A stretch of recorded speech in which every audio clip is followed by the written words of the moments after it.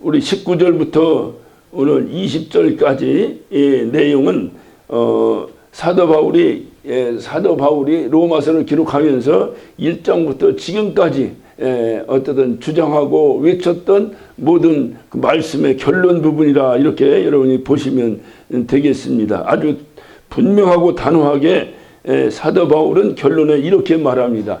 유대인이나 헬라인이나 모두가 다 죄 아래 있다. 이것이 바로 로마서의 서두입니다. 그러니까 모든 인간은 죄 아래 있다. 누구도 의로운 자가 없이 죄 아래 있다라고 하는 것이 로마서의 시작이요 초반부의 결론입니다. 그런데 오늘 본문에 다시 보면 다시 또 유대인의 이야기로 돌아갑니다. 모두가 다 죄 아래 있다고 결론 이미 내려놓고도 또다시 유대인의 이야기로 돌아가는 이유가 무엇일까? 그것은 바로 오늘 이 19절에 확실히 말씀하시는 바와 같이 온 세상으로 하나님의 심판 아래 있게 하려 함이라. 다시 말하면 유대인이나 헬라인이나 모두가 죄인이다. 죄인으로 끝나는 것이 아니라 죄는 반드시 심판을 받게 되어 있다. 그래서 사람이 한번 죽는 것은 하나님이 정하신 것이요. 그 이후에는 반드시 심판이 있다. 이 사실이 우리의 신앙의 근간이 되어야 합니다. 그러니까 죄는 반드시 심판받는 거예요. 죄를 가지고 천국에 갈 수는 없습니다. 누구도 갈 수가 없습니다. 죄는 반드시 심판을 받게 되어 있다. 그래서 유대인이나 헬라인이나 모두가 다 하나님의 심판을 받을 수밖에 없다 하는 것을 이제 사도 바울이 강력하게 주장하고 있는 것입니다. 오늘 19절을 다시 한번 봅니다. 우리가 알거니와 무릇 율법이 말하는 바는 율법 아래 있는 자들에게 말하는 것이니 그랬어요.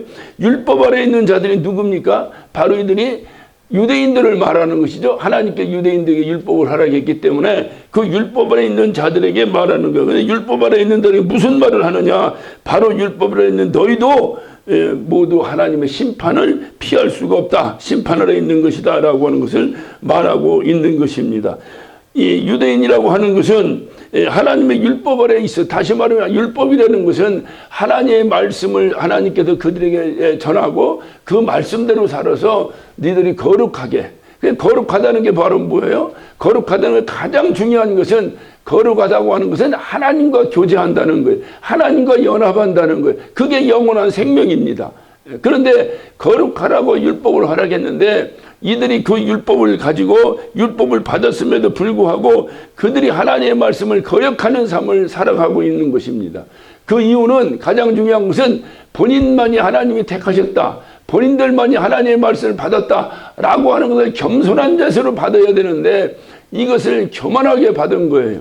그러니까 나머지는 하나님이 택하지 않은 이방인들 또는 하나님의 말씀도 모르는 자들 저들 다 지옥의 불쏘시개 값이다. 이렇게 치부해버리고 교만한 삶을 사는 거예요. 그러니까 교만은 하나님이 배척하신다는 거예요. 그러니까 교만한 삶을 살다 보니까 하나님과 연합해서 살아야 될 이들이 오히려 하나님과 더 거리가 되고 담이 쌓이고 그 담 사이에 죄가 쌓이고 이런 삶을 살아가다 보니까 오늘 사도 바울은 결론으로 헬라인이든 유대인이든 헬라인만 죄인이 아니라 그러니까 하나님의 말씀을 몰라서 지은 죄나 알면서 지은 죄나 모두가 다 죄인이요 죄 아래 있는 것이요 반드시 하나님의 심판을 받게 돼 있다 하는 겁니다.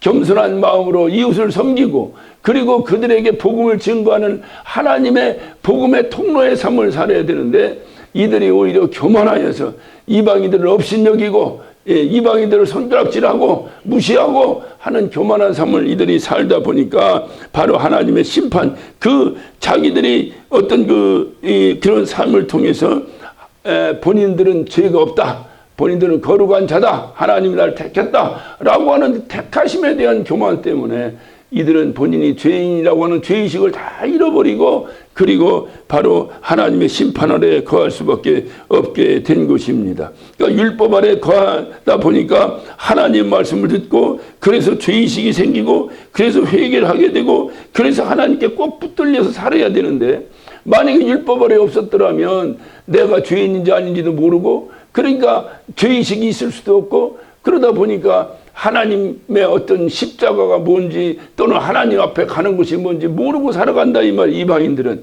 그런데 율법을 받은 유대인들도 또한 죄의식을 잃어버리니 하나님의 은혜로 온데간데 없어져 버리고 하나님과 붙어 살아야 되는데 오히려 하나님 주님 말씀이 전부 그들에게는 하나의 율법적, 적이라고 하죠. 율법적. 이게 뭐냐, 형식적이다. 그러면 형식적. 복음적으로 살아야 된다. 이러면 이건 형식이 되는 거예요. 복음으로 살아야 되는데 복음적으로 산다. 예. 교회 다니는 사람으로서 살아야 되는데 교회 다니는 사람처럼 살아야 된다. 이러면 이거는 다 형식이다. 그 말이. 그러니까 이들이 그렇게 사는 거예요. 평생을 그렇게 사는 거예요. 유대인들이. 지금도 뭐 어마무시하죠. 이들이 뭐 그 형식적으로 지키는 이들 율법 지키는 행위를 보면 뭐 우리가 감히 그 옆에 갈 수도 없을 정도로 사도 바울도 말했잖아요. 이 바리새인처럼, 예수님도 바리새인처럼 그렇게 경건하지 아니하면 천국에 갈 수 없다고 할 정도로 아주 그 경건하게 사는데 그것이 다 형식적이다. 그 말이죠. 그래서 주님도 회칠한 무덤과 같이 속에는 다 썩은 것이 있는데 겉으로만 교회 다니는 채, 겉으로만 내가 무슨 뭐 하나님의 택함을 받은 사람인 채 이렇게 살아가는 것, 이것이 다른 문제라는 거예요. 이것이 유대인들의 삶이었다고 하는 것을 사도 바울이 지적하고 있습니다. 그러다 보니까 율법을 받았음에도 불구하고 그들은 율법을 받지 않은 이방인들이나 삶의 태도가 다를 것이 무엇이 있느냐 이 말이에요. 똑같은 거예요. 똑같은. 오늘날 우리가 교회를 다닙니다. 교회를 다녀서 하나님 말씀을 들었습니다. 하나님 말씀을 듣다 보니까 죄가 뭔지를 알게 되었습니다. 죄가 뭔지 알다 보니까 살다 보니까 자꾸 나 이렇게 살면 안 되는데 이렇게 살면 안 되는데 이렇게 죄의식을 갖게 되는 거예요. 그 죄의식이 나를 어디로 인도합니까? 십자가 앞으로 인도하는 거예요. 그래서 회개 앞으로 인도하는 거예요. 회개의 자리로. 이것이 신앙생활이거든요. 그런데 하나님 말씀을 듣고 교회 다니면 하나님 말씀을 들었는데 어느 날 이 하나님 말씀이 형식적으로 돼버린 거예요. 주일날 왜 교회 오나? 교회 다니니까 주일날 교회 가야지. 이런 식으로 교회 오는 거예요. 그래서 와서 그냥 이따가 시간 떼고 가는 거예요. 신앙생활을 그렇게 하는 거예요. 하다 보니까 진실되게 주님은 진실로 예배도 신령과 진정으로 모든 것을 형식적으로 하지 말라고 주님 말씀하시는데 우리가 신앙생활을 하고 하다 보면 이게 형식적으로 매너리즘에 빠져버려가지고 참 형식적인 신앙생활을 하게 되다 보니까 여기서 나오는 가장 큰 병폐가 뭐냐? 죄의식이 사라졌다는 거예요.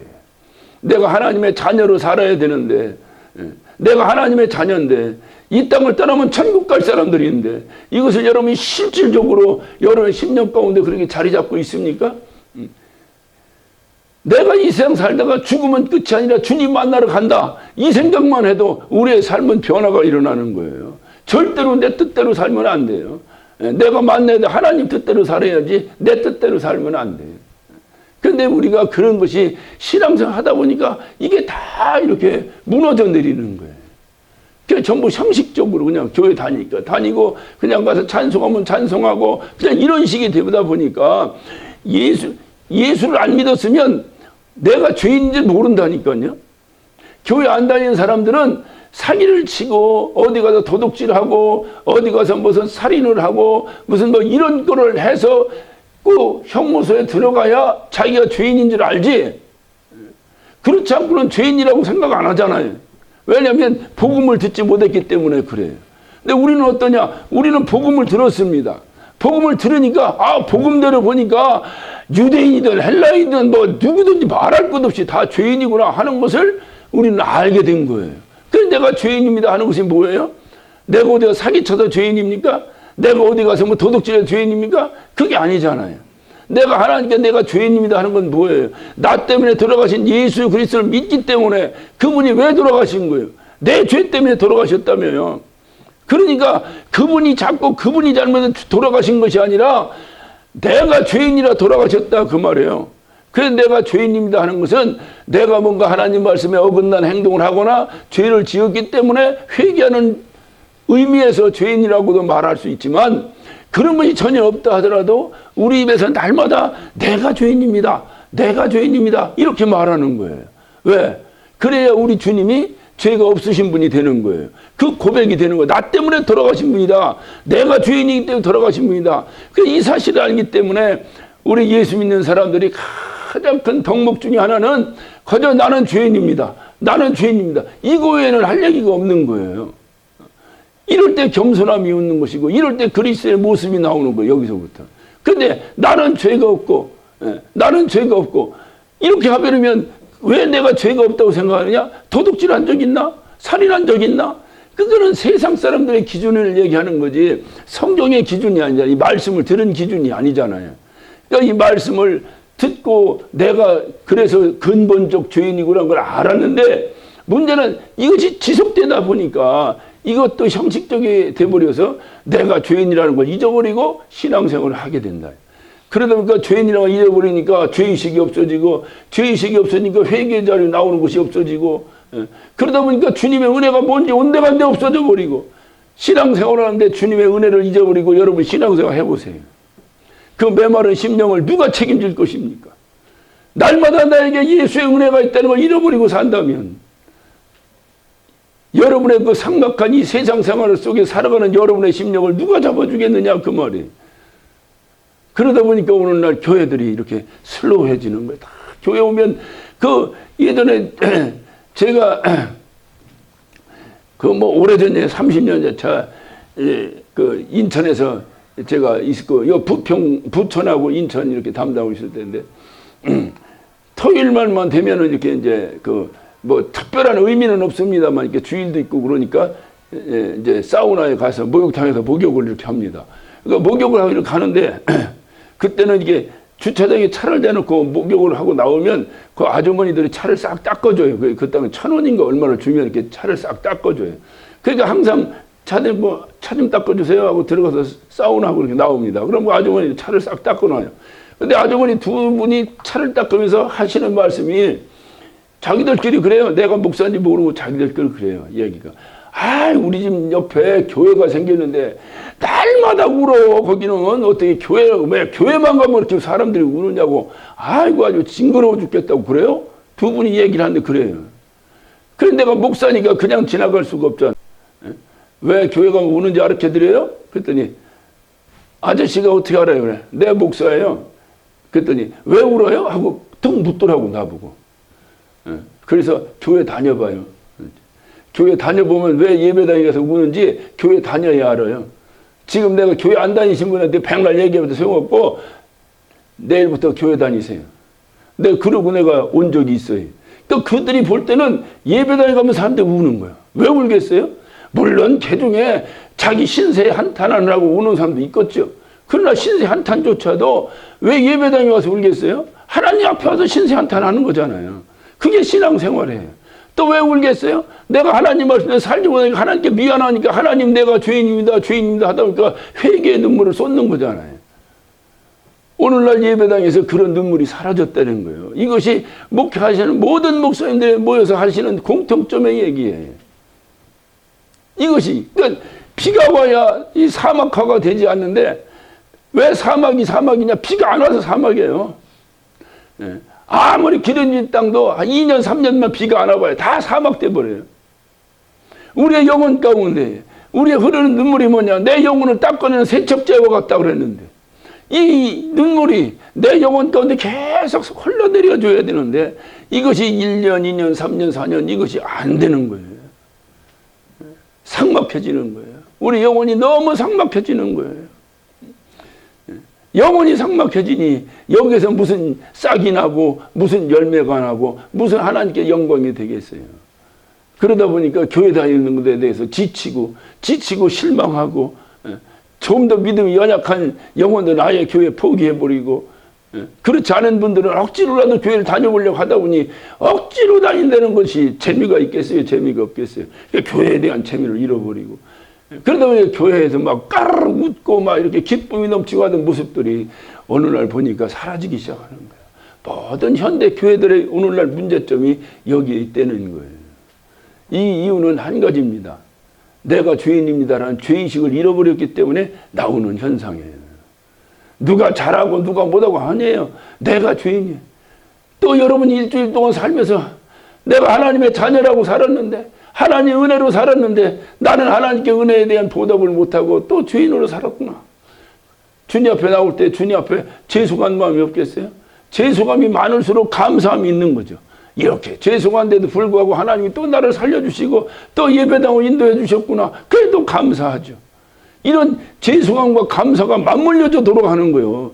이게 신앙생활이다 그 말이에요. 이게 교회 오면 나타나는 현상들이에요. 이런 것들이 사라져버린 거예요. 과거의 유대인들의 모습들에서도 또는 현대 우리들의 모습들에서도 바로 이런 것들이 사라져버린 거예요. 특별히 베드로전서 2장 9절에 보면 너희는 모두가 다 제사장이라고 왕같은 제사장이라고 말했는데 여기 있는 목사나 여러분이나 다 주님께서는 제사장이라고 말. 여러분 제사장이 하는 일이 뭐겠어요? 여기에 대한 오해가 있으면 안 돼요. 제사장이 하는 가장 중요한 일이 뭐겠어요? 그것은 죄를 용서받는 일이에요. 제사장이 뭐 하는 일이에요?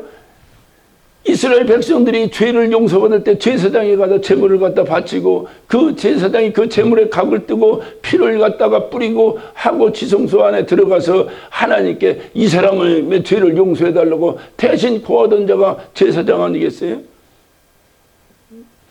다시 말하면 제사장의 가장 큰 기본적인 근간은 뭐냐? 죄에 대해서 민감해야 된다는 거예요. 오늘날 제사장들이 타락하는 거예요. 죄에 대해서 민감하지 않은 거예요. 그래서 오늘날 우리 모두가 이런 모습이 돼버리는 거예요. 주님은 말씀하신 구약에는 제사장이 따로 있었는데 신약에는 모두가 제사장이라는 거예요. 그러면 저와 여러분에게 가장 중요한 것이 뭐겠어요? 죄에 대한 민감성입니다. 이것이 신앙생활의 근간입니다. 죄에 대한 민감성을 잃어버리고 나면 우리의 신앙생활에는 의미가 없어져요. 내가 왜 교회를 다녀야 되는가? 하다 보니까 복 받으려고 다니는 거예요, 이제는. 그러니까 복 받으려고 다니면 절에 다니나, 저 무당들에다 굿하나, 뭐 하나, 다를 바가 뭐 있겠어요?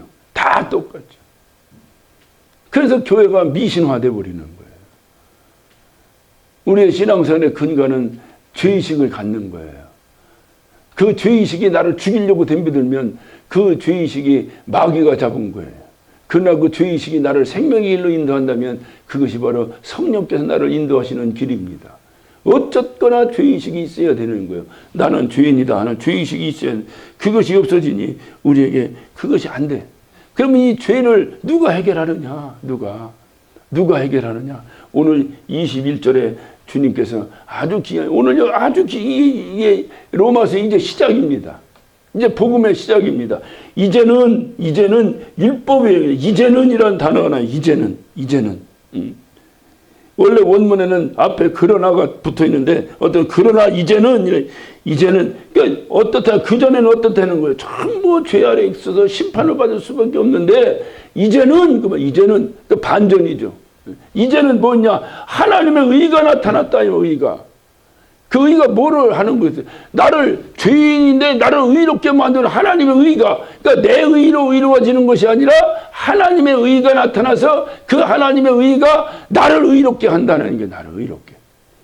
그게 로마서의 핵심인 이신칭의예요. 믿음으로 의로워진다는 거예요. 하나님의 의로 의로워진다는 거예요. 그 이제는이라고 하는 이것이 우리에게서는 얼마나 귀한 단어냐. 이것이 여러분에게 실감이 되려면 내가 이제는 전에는 어땠느냐. 죄인이었었다고 하는 분명한 고백이 있어야 되는 거예요. 내가 이전에는 죄인이었는데 이제는 그 이제는의 기점이 어디입니까? 하나님의 의가 나타난 그 시점부터 하나님의 의가 누구겠어요? 예수 그리스도. 그분에 의해서 십자가 못박에 돌아가시면서 흘리신 보혈의 그 공로, 그것이 하나님의 의가 아니겠어요? 이게 복음이 아니냐 그 말이에요. 이 복음이 드디어 나타났는데, 드디어 헬라이나 유대인이나 다 죄인이라 심판 아래서 이제 죽을 수밖에 없는 모든 자들에게 이제는 하나님의 의가 나타났다. 이제는 예수 그리스도가 오셔서 그 모든 죄를 도말하셨다. 믿느냐 그 말, 믿느냐. 이것을 믿는 믿음 안에서 우리가 승리하는 겁니다. 그러므로 우리는 이 사실만 생각하면 날마다 주님의 십자가 외야 우리 신앙생활에서 그거보다 더 귀한 것이 어디 있겠어요. 주님이 나 안에 계시고 내가 주 안에서 함께 주님과 연합되었다는 것만큼 귀한 것이 어디 있겠어요. 제가 지난 주에도 요한복음 강의 때도 말씀드렸지만 옆구리에 창을 찔르니 물과 피가 쏟아졌어요. 물이 바로 뭐겠어요? 우리의 침례를 의미하는 거 아니겠어요? 피는 뭐예요? 오늘 하는 우리 성찬을 의미하는 거 아니겠어요? 그러므로 침례와 성찬이라고 하는 것은 주님과 연합하는 거예요. 아주 귀한 일들입니다.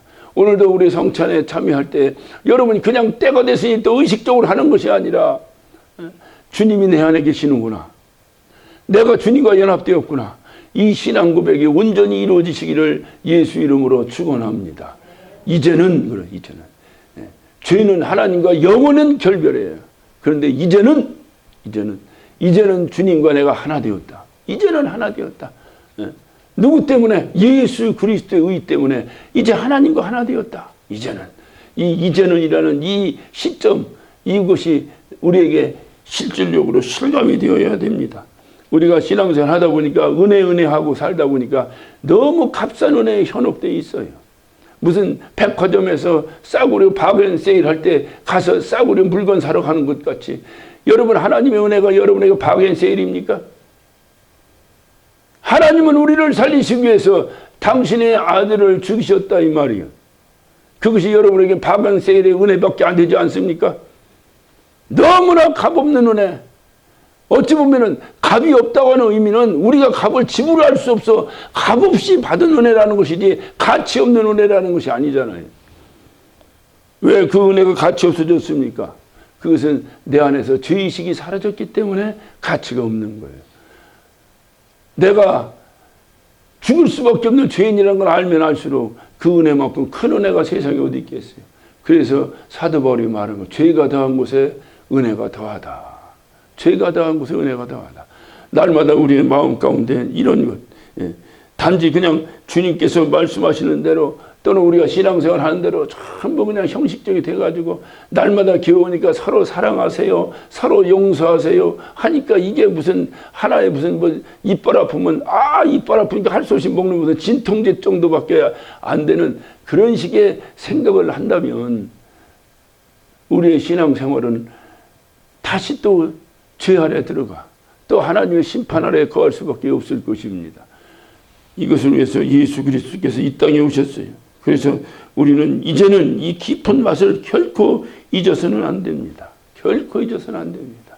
오늘날 이제 무슨 20세기 들어서 학문이 발달하고 하다 보니까 뭐 심리학이니 정신분석학이니 뭐 여러 뭐 이런 학문들이 발달하다 보니까 여러분 TV를 틀어봐요. 맨 무슨 솔루션 프로그램 뭐가 문제 있으면 뭐를 어떤 의사들 나와서 뭐 해결한다고 뭐 얘기하고 뭐 있으면 뭐 아이들이 말 안 들으니까 무슨 어떤 박사가 나와서 이렇게 하라고 아이들 교육 해결하고 모든 게 그렇게 해서 뭐든가 심리학이든 정신분석이든 이런 것이면 만병통치인 것처럼 돼 있는 이 세상에 살아가면서 그것이 교회에도 들어와서 우리의 모든 문제를 해결하는 방법이 심리학적으로, 무슨 정신분석학적으로, 무슨 인문학적으로 우리 교회도 그 맛을 들이면 안 돼요. 오직 우리가 해결해야 될 일은 예수 그리스도의 피밀인내 나는 그 피가 우리를 살려냈다고 하는 이 사실 외에는 방법이 없는 거예요. 이 방법이 이게 자꾸 학문이 발달하다 보니까 무슨 뭐 여러분 병원에 가봐요. 병원에 가도 내가 배 아파서 병원 갑니다. 배 아파서 병원 가면 배 아프면 내과에 가면 되는데 그 외래 진료하는데 쭉 한번 보세요. 가장 첫 번째 칸이 어딘가 한번 보세요. 쭉 가보세요. 뭐 특별한 병원은 모르지만 대부분 병원들이 어떤 신경정신과가 항상 거기 붙어 있어요. 외래 진료에. 옛날에는 신경정신과 같으면 정신병 걸려서 막 이러고 사람들이 감금돼서 치료받던 건 신경정신과 아닙니까? 오늘날은 모든 사람들이 다 신경적으로 문제가 있다는 거예요. 정신적으로. 그 배 아파. 왜 배 아파인가 진찰하다가 의사가 당신 신경성 복통입니다. 그러지 않아요? 뭐 스트레스 많이 받았어요? 그러지 않아요?